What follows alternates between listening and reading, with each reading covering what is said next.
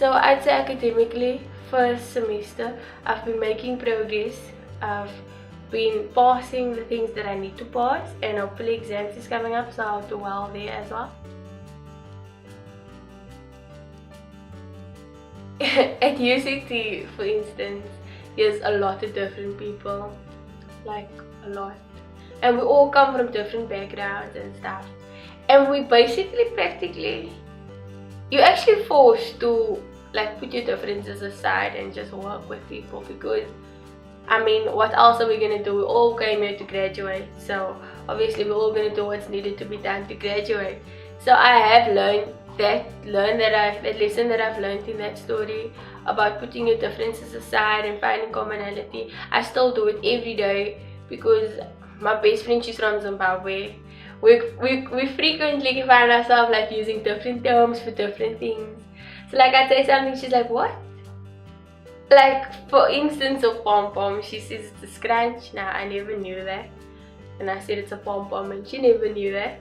So we learn every day, and that's my motto actually. I go by that. We learn every day new things, even if it's something silly that I didn't know that the next person knew. It's learning, and I guess that's what keeps me going. And yeah.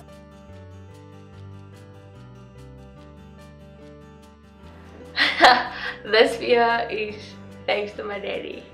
I fear living in someone's backyard pregnant with an unemployed husband.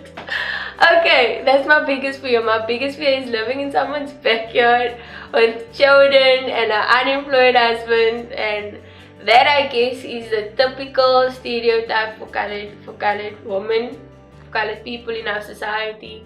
So most of us, like I don't wanna group us into anything, but it's been a common trend where you fall pregnant at a young age and you end up just dating this guy who's like, if he's not abusing alcohol, he's abusing you. Like that is not for me, and that is my biggest fear, like just falling prey to that stereotype, man.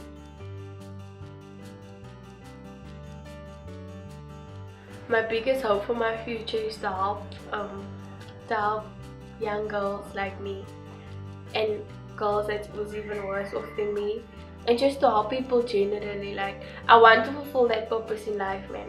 I don't want to end up being a social worker who just has a job and I'm just doing my job. Like it's actually my passion, and I want to like enjoy every moment of it.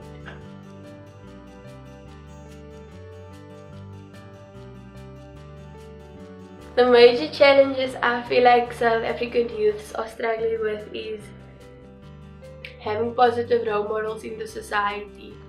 And this is actually quite sad for me, because just last weekend when I went home, I was walking to the shop for my mom, and I saw this girl. She's probably like grade 3, grade 4 roundabout.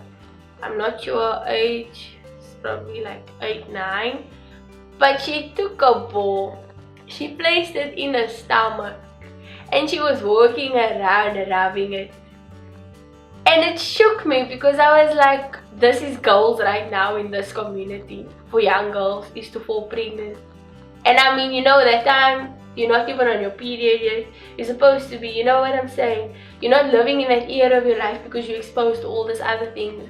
And the sad thing is, the girls that is actually falling pregnant in high school and they have their children, or the guys that is doing drugs or being a gangster and they're still young, they make it seem as if it's something to aspire to, man. They won't be like bold enough and say, you know what, this life isn't for you, because this life isn't actually nice. This is a tough life.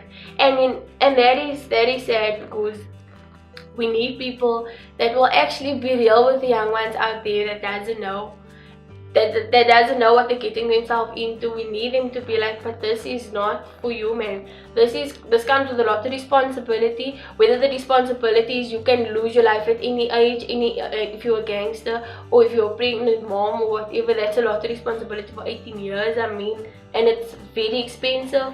Those things I don't hear the young people speaking about it.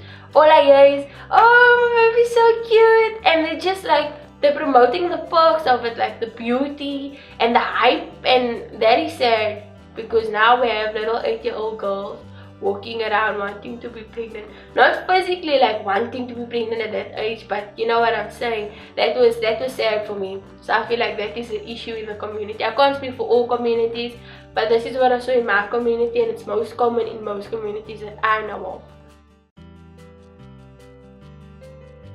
My biggest hope for South Africa is that it moves from its state that it's in to a better state right now. And yeah, I can speak economically, I can speak socially, like the violence, the crime, the corruption, like all those things. Like I just hope and pray that we can actually just make progress, man, and stop being stagnant. Because I feel like the same issues that people's been addressing 5 years ago is the same issues that people been addressing now. Housing, the strikes, it's being rapid, and it just seems like it's getting worse. So for me, I think like, yeah, my biggest hope is that we can actually take the initiative and move